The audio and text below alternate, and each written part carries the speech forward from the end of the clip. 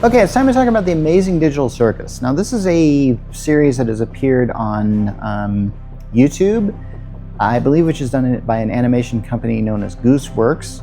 This is not an animated film that is designed for kids. I feel like you could maybe do some of this thing for kids, but there is some mature subject matter that is being addressed in this show, which I like. I don't really feel like this is a show that is a lot of animation designed for adults tends to overcompensate with a lot of violence and a lot of sexuality and a lot of swearing. In the case of the swearing, it's for some reason it's edited out on this.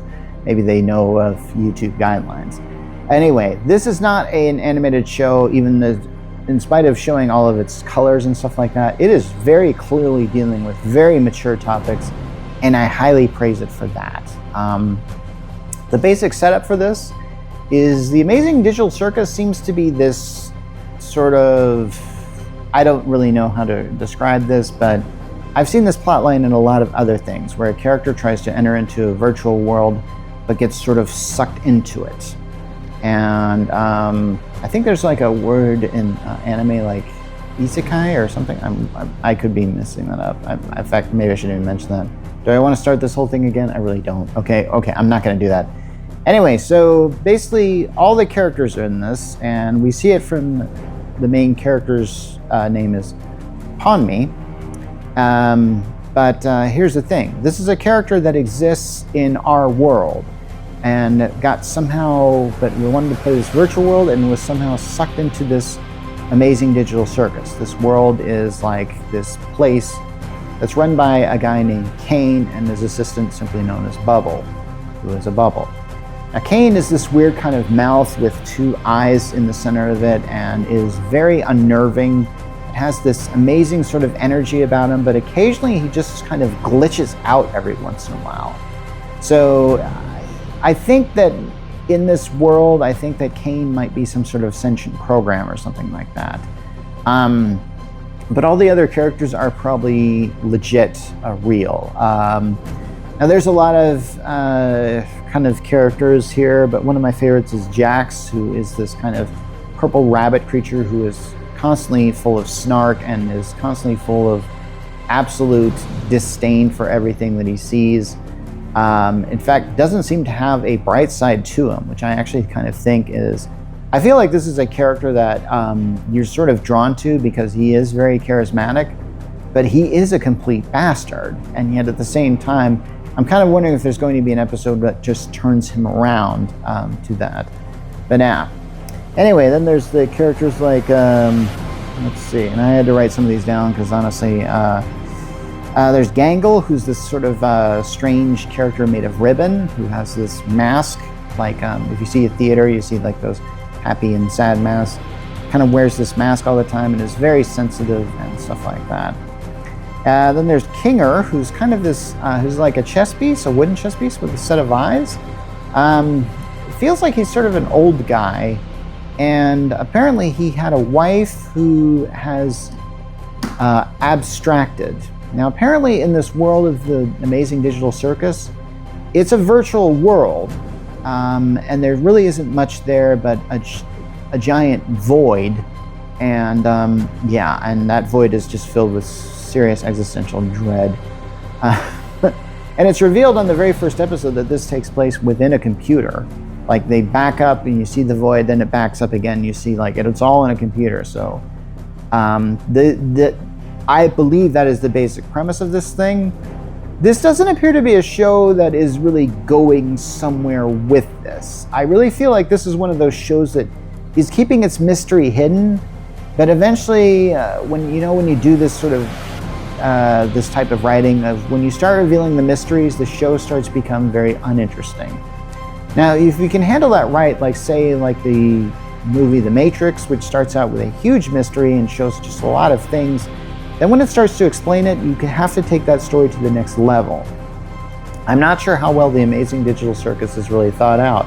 Right now, we're only in the stage of really introducing these characters, which I'll get to as well. So in addition to Kingler, I should probably explain what abstraction is. Apparently these characters, there's a character, I think his name is I don't know, there was like a clown character that they introduced earlier, and apparently he abstracted. Apparently when you get abstracted, essentially it's your body going from order to chaos. And that can be incredibly, there's like a character there, it's just a black blob with eyes every once in a while. It was apparently King Lear's wife, I guess. I might be misinterpreting how this show is going about. Now these characters, when they're sucked into this amazing digital circus, they can't remember their name, but they can remember their past. And there was a very recent episode that just was brought to YouTube. By the way, if you haven't caught this show, it's actually on Netflix, at least the first 4 episodes. And they just brought in a 5th episode, which I'm not sure is on Netflix now. But this last episode really does this one thing, because I'm not really doing a good job explaining this show, but it is very chaotic on purpose. But in the Amazing Digital Circus, apparently the format of a certain episode is the Kane, the weird kind of ringmaster sort of guy, makes these characters just do all kinds of just LARPing. Essentially, they do something. Like in the first episode, they have to find these goinks or something like that, or I can't really remember, and that led to this whole adventure that they go on to. So anyway, this character always putting them in adventures.